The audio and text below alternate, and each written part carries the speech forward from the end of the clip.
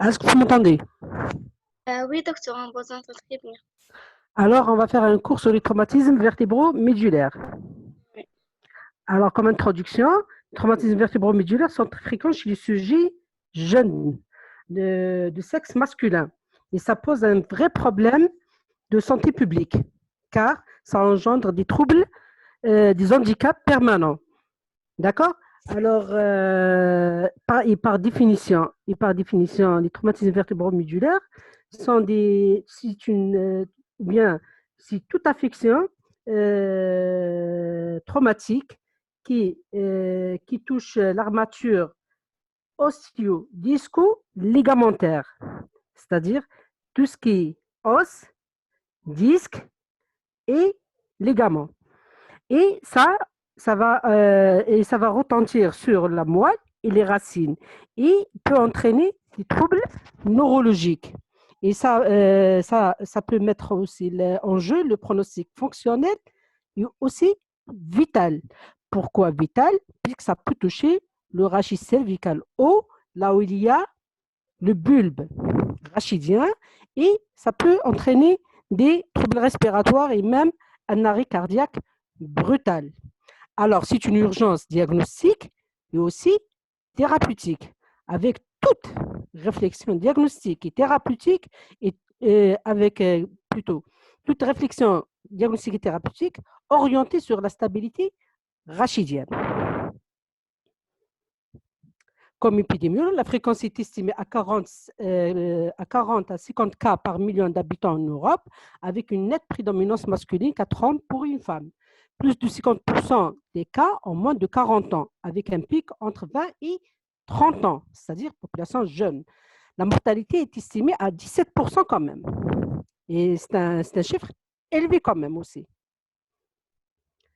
Alors, pour étudier les traumatismes vertébromodulaires ou bien pour mieux traiter le cours des traumatismes vertébromodulaires, il faut savoir l'anatomie. Alors, l'anatomie, on commence par la colonne vertébrale. La colonne vertébrale, elle est composée d'une série de vertèbres superposées l'une sur l'autre. Et entre les vertèbres, il y a ce qu'on appelle le disque. Comme vous voyez là, c'est la colonne vertébrale. Hein, et là, c'est les vertèbres qui sont superposées l'une sur l'autre. Et entre les vertèbres, vous voyez, c'est l'espace intervertébral qui est comblé par ce qu'on appelle le disque. Alors, est-ce que c'est clair pour le moment? Oui, docteur. On continue.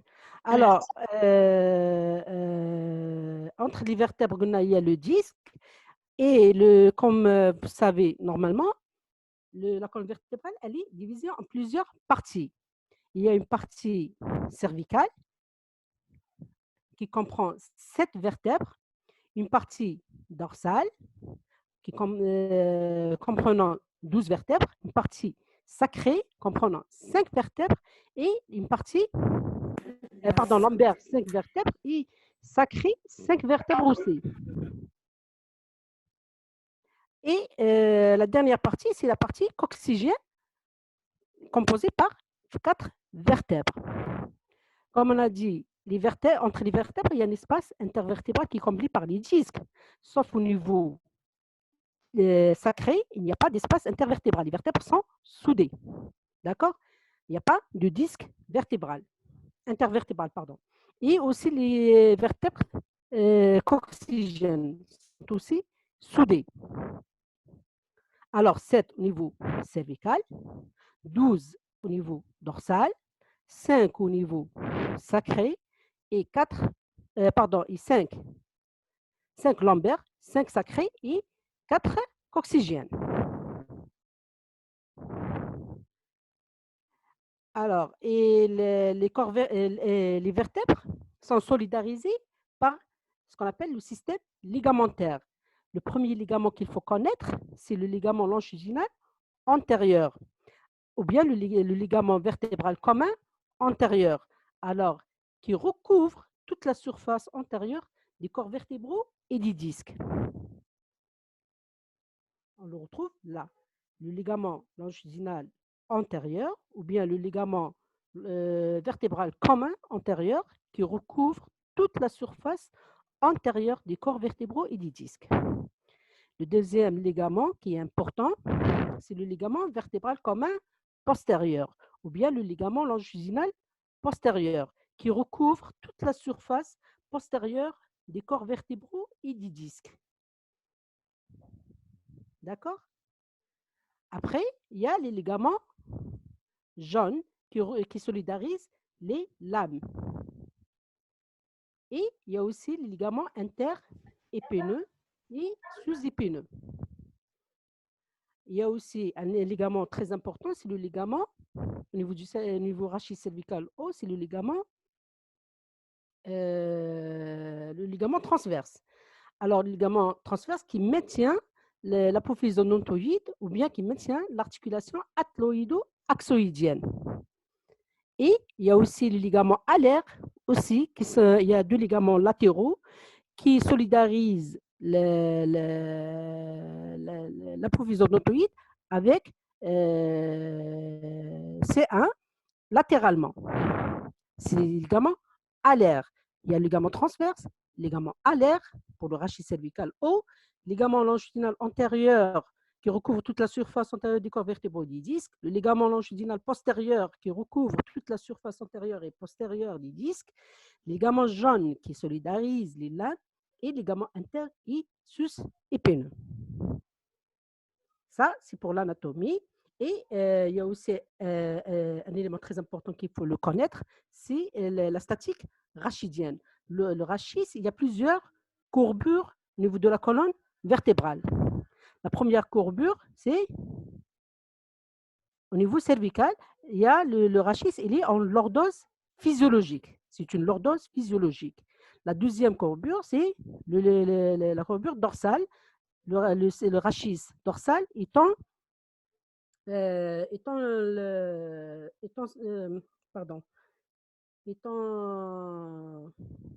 comment dirais-je, étant syphose. Et le rachis lombaire étant lordose aussi. Et ces différentes courbures maintiennent la statique rachidienne, c'est-à-dire maintiennent la position debout du corps de l'être humain et maintiennent aussi la tête.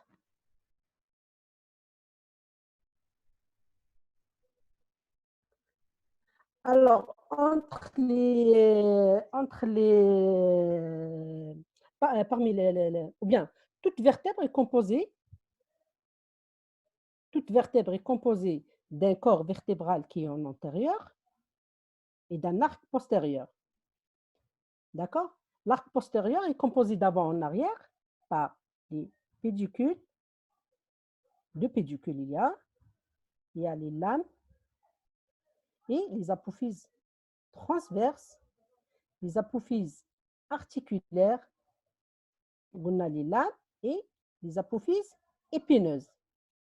Alors, chaque vertèbre est composée d'avant en arrière par un corps vertébral, deux pédicules de part et d'autre, les apophyses transverses,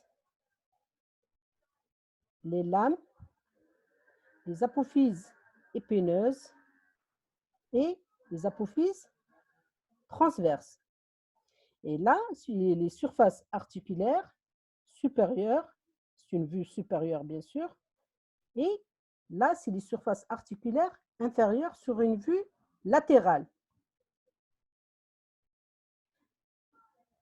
Corps vertébral en antérieur, une vue latérale de la vertèbre, pédicule, pardon,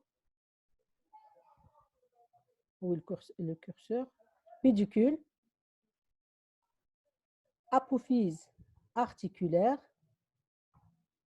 apophyse transverse, les lames et les épineuses, les apophyses épineuses. Et là, il y a le trou de conjugaison, là où émergent les racines.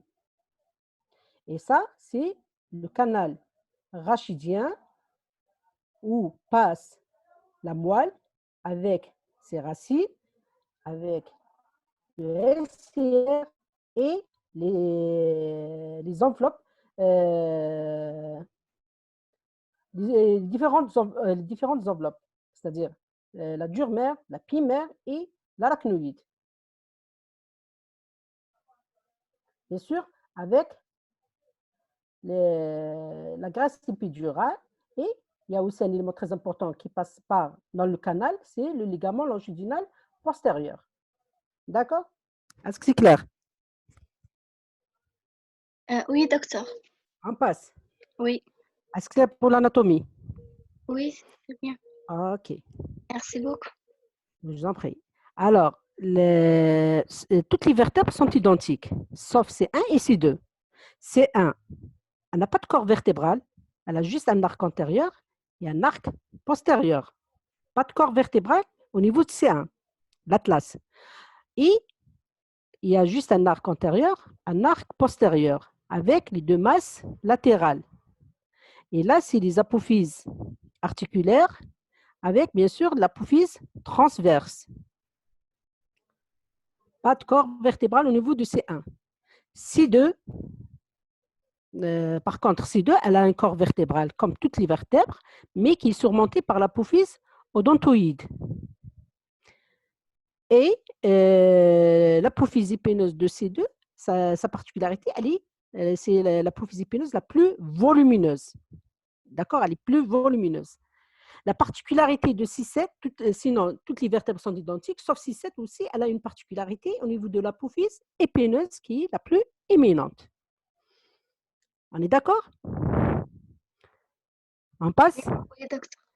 L'apophyse odontoïde de C2, elle s'articule avec l'arc antérieur de C1. D'accord?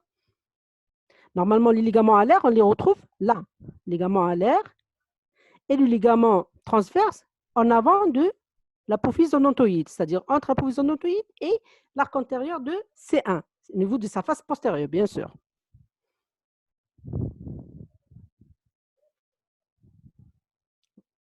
On passe? Oui, docteur. Alors, on termine avec l'anatomie. Bien sûr, il y a plusieurs foramen. Il y a le foramen, le trou de conjugaison, là où passent les racines. Il y a le trou, ou bien le canal rachidien où passe la moelle avec ses racines, et les enveloppes, et le LCR. Il y a là aussi en épidural, la graisse épidurale, il y a le ligament longitudinal postérieur. Il y a aussi les ligaments, les trous transversaires, au niveau des apophyses transverses. Et là où passe, un élément très important, c'est l'artère vertébrale. D'accord? L'artère vertébrale passe à partir de C6 et elle monte jusqu'au niveau du trou le trou occipital où les deux vertébrales vont se réunir pour donner ce qu'on appelle le tronc basilaire. Le tronc basilaire qui passe en avant du tronc cérébral. Normalement, vous avez fait l'anatomie, vous connaissez un petit peu le tronc cérébral et l'anatomie de l'encéphale, bien sûr, et les éléments de la fosse cérébrale postérieure.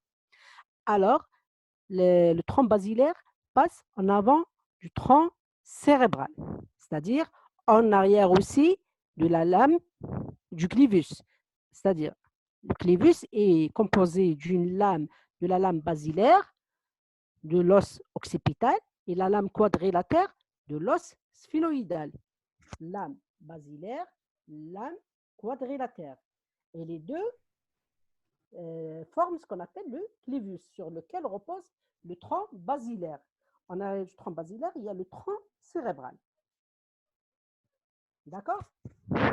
Est-ce que c'est clair? Oui, docteur. Alors, on termine de l'anatomie pour passer les différents mécanismes de lésion rachidienne. Alors, le premier mécanisme qu'il faut connaître, c'est la compression. La compression, c'est la réception de la tête sur un objet dur ou bien la réception d'un objet lourd sur la tête. Et ça entraîne des lésions d'ordre osseuse. Est-ce que c'est clair? Ça donne des fractures, ça donne des tassements. D'accord? Alors, ce mécanisme est rencontré surtout dans les plongeons en eau peu profonde. Et ce genre de traumatisme est très fréquent en période estivale, malheureusement. D'accord? Le deuxième mécanisme, c'est l'hyperflexion. L'hyperflexion, c'est des mouvements du rachis d'arrière en avant, très fréquent dans les accidents de la voie publique, ou bien aussi dans, pardon, elle est rencontrée, l'hyperflexion, elle est rencontrée aussi dans les plongeons en eau peu profonde, associés au mécanisme de compression. Et ça entraîne la propagation de la force d'arrière vers l'avant. Ça entraîne une déchirure des ligaments en passant par les ligaments intersusépineux pour toucher le ligament longitudinal postérieur et ça va léser le disque et le ligament pour arriver au niveau du ligament longitudinal antérieur. Ça entraîne surtout des lésions ligamentaires, disco-ligamentaires. Et ça peut engendrer soit des entorses, soit des luxations. Le troisième mécanisme, c'est l'hyperextension. C'est l'inverse, ce sont des mouvements d'avant vers l'arrière, très fréquents dans les accidents de la voie publique et surtout les accidents de la circulation, avec un impact frontal. Et ça provoque des ruptures du ligament, bien sûr. La force, elle va se propager d'avant vers l'arrière. Alors, tout en commençant par le ligament longitudinal antérieur, puis le disque, elle va toucher le ligament longitudinal postérieur pour arriver vers la partie la plus postérieure, le ligament interépineux et sous-épineux. Et toujours, le mécanisme de l'hyperextension entraîne des lésions disco-ligamentaires, surtout, et même capsulaires. Le quatrième mécanisme, c'est le coup de fouet, c'est l'association d'une hyperflexion avec une hyperextension. D'accord? Hyperflexion suivie par une hyperextension. Ah, d'accord. Pardon? Est-ce que vous avez Oui, une question? docteur, oui. Non, non, il n'y a pas. Pas de question. Ok, Non. on continue. Merci. Il y a aussi les torsions axiales. Les torsions axiales, c'est les mouvements de torsion. Ça entraîne des lésions d'ordre ligamentaire, disco-ligamentaire toujours. Et quand il y a des fractures comme ça au niveau de l'os, ça veut dire qu'il y a un autre mécanisme associé, c'est la compression. D'accord? Sinon, la torsion axiale entraîne des lésions d'ordre disco-ligamentaire. Alors, les différents mécanismes peuvent engendrer plusieurs types de lésions. Les lésions rencontrées dans le traumatisme rachidien, il y a l'entorse, il y a la luxation, il y a les fractures. L'entorse rachidienne, elle est entraînée par soit une flexion, soit par une extension. C'est-à-dire le mécanisme, soit l'hyperflexion, soit l'hyperextension. Et l'entorse rachidienne, quand on parle d'entorse rachidienne, vous savez qu'au niveau de chaque articulation, il y a des éléments qui maintiennent cette articulation. Et les éléments qui maintiennent les articulations sont les ligaments et les capsules articulaires. Alors, quand il y a une atteinte au niveau ligamentaire, quand la rupture est partielle ou incomplète, on parle d'entorse bénigne. L'entorse, il y a l'entorse bénigne et l'entorse grave. La différence entre l'entorse et l'entorse et la luxation, elles se ressemblent sur le plan pratiquement lésionnel ou bien même radiologique, presque. Hein. Sinon, les éléments qui nous permettent de différencier entre l'entorse grave et la luxation, c'est bien la capsule et la rupture complète des ligaments. Dans l'entorse bénigne, il n'y a pas de rupture. Il n'y a pas de rupture complète du ligament. Il y a une rupture partielle ou incomplète du ligament. Et le déplacement de l'articulation est minime. Alors, ça relève d'un traitement orthopédique. Il n'y a pas de risque d'instabilité. Par contre, dans l'entorse grave, il y a Et ce sont des lésions hautement instables. D'accord? Parce qu'il y a une atteinte, une rupture complète du ligament avec une distension importante de la capsule. Plus ou moins une petite déchirure. Il y en a, c'est-à-dire il n'y a pas une rupture complète de la capsule. متفاهمين؟ Est-ce que c'est clair? Il n'y a pas de Oui, docteur. rupture de la capsule. C'est juste une rupture complète du ligament dans l'entorse grave. Par contre, dans la luxation, il y a une rupture ligamentaire et une rupture complète de la capsule. Et ça entraîne un déplacement ou bien un déboîtement de l'articulaire inférieur et qui va se déplacer en haut ou en avant de l'articulaire supérieur. Pardon, je m'excuse. L'articulaire supérieur par rapport à l'articulaire inférieur de l'étage, bien sûr, sous-jacent. Est-ce que c'est clair?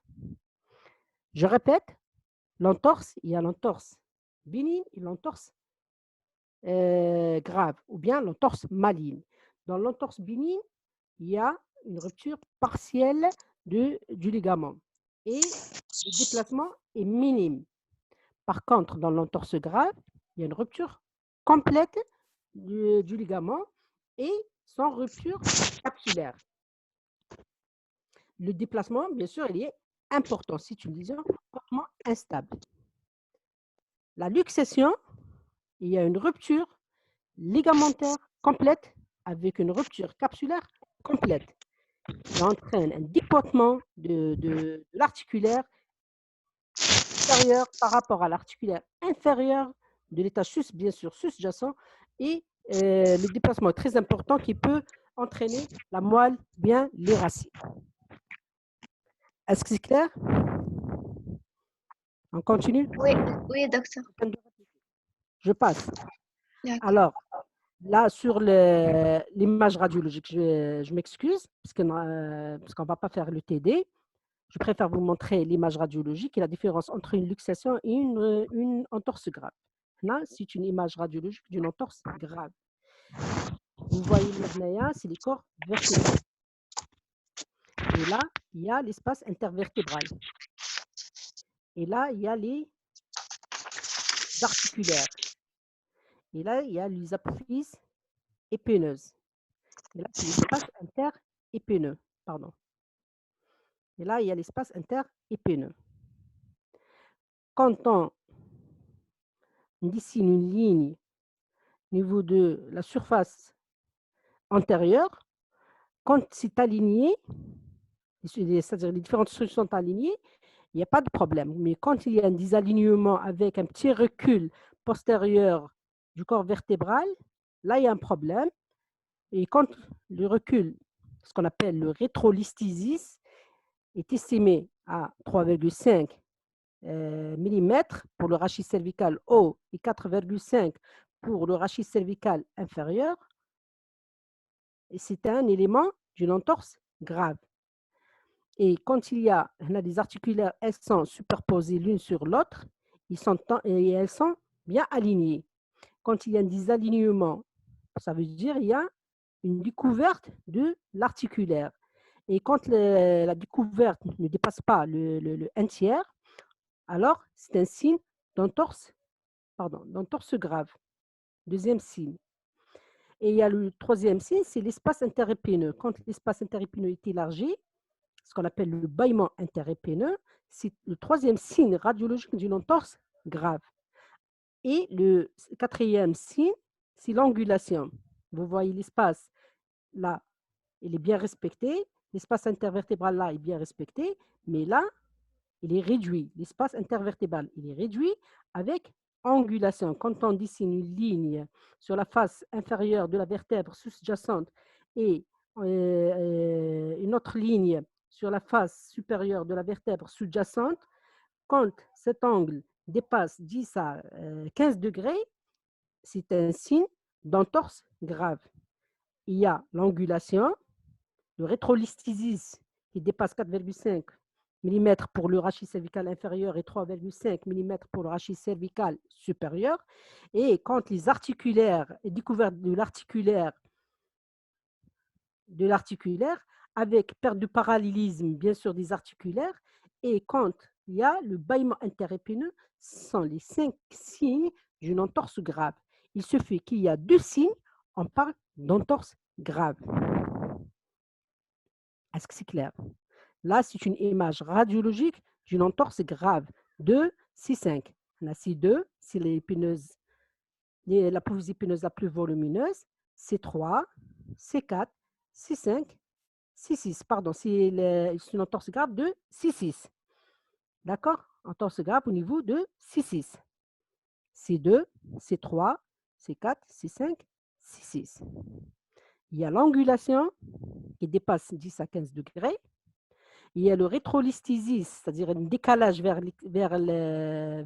l'arrière, c'est-à-dire dans le canal rachidien.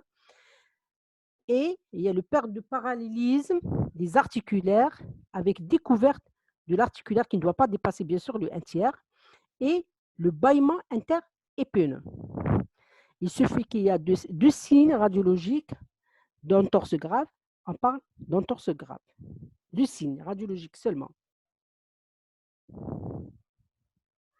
Dans la luxation, l'image radiologique d'une luxation, vous voyez le décalage il est plus important. Alors, il y a un aspect très caractéristique, c'est l'aspect en marche d'escalier. C'est un aspect très caractéristique d'une luxation. Alors, le rétrolisthésis, il est très important. Il y a la moitié, 50% de la vertèbre qui est dans le canal rachidien. Il n'y a pas d'angulation là. D'accord? Il y a le décalage qui est très important. Le rétrolisthésis, très important, avec perte de parallélisme des articulaires. Il y a les articulaires de les surfaces articulaires. Et il y a cet articulaire qui est là, qui est déplacé. D'accord? Qui est déplacé vers le haut de cet articulaire. Alors, quand il y a le rétrolisthésis qui dépasse le 50%, c'est-à-dire le déplacement du corps vertébral dans le canal rachidien, et quand il y a une perte de parallélisme des articulaires avec une découverte de l'articulaire en moins de 50%, mais là, on voit que toute l'articulaire est découverte. Et il y a aussi le bâillement interépineux, c'est-à-dire là, les appuis épineuses sont masquées par les épaules. Mais normalement, il y a un bâillement interépineux. Ce sont les 3 signes caractéristiques, les 3 signes radiologiques caractéristiques d'une luxation biarticulaire, bien sûr. Est-ce que c'est clair? Allô, allô? Oui, docteur. C'est clair. On passe. Oui, docteur. Il reste 3 minutes, hein? Même pas. Non, Alors, maintenant on peut les renouveler après. d'accord, ok.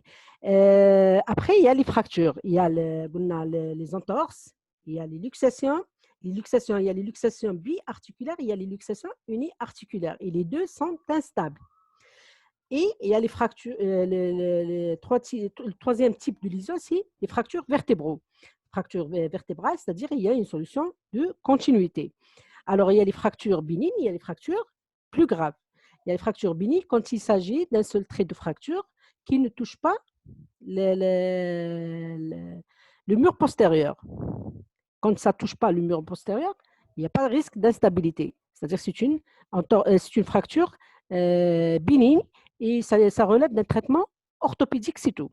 Alors, c'est un rachis stable. Par contre, quand il y a plusieurs traits de fracture, c'est une image radiologique, c'est un scanner d'un rachis sur une coupe axiale. En voilà, il y a une fracture qui ne dépasse pas ou là, qui ne touche pas le mur postérieur. Par contre, à ce niveau, c'est toujours une coupe axiale d'une vertèbre, la rachis post-traumatique, et en voilà, il y a plusieurs traits de fracture et qui touchent le mur postérieur.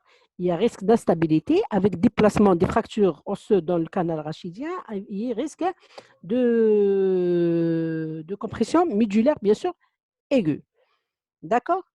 Et ça relève d'une fracture hautement instable aussi qu'il faut réduire, bien sûr. Il faut traiter, il faut décomprimer la moelle, il faut fixer après.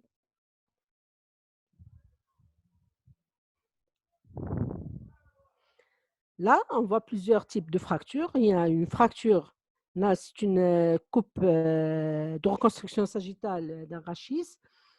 C'est une coupe scanographique. Et là, c'est C2, C2, C3, C4. Et là, c'est le clivus. Et là, c'est l'écaille occipitale. Là, c'est l'arc antérieur de C1 et là, l'arc postérieur de C1. Et ça, c'est l'apophyse odontoïde. Là, c'est C3, C4, C5. Au niveau de l'apophyse odontoïde, il y a une fracture qui est oblique. Alors, c'est très important d'étudier la direction du trait de fracture. Si le trait de fracture, surtout au niveau de l'apophyse odontoïde, il y a trois sortes de fractures. Il y a la fracture horizontale, il y a la fracture oblique. Et dans la fracture oblique, il y a la fracture oblique qui se dirige vers l'arrière, comme cette image, qui montre cette image, et le trait de fracture qui se dirige vers l'avant. Si le trait se dirige vers l'avant, il n'y a pas de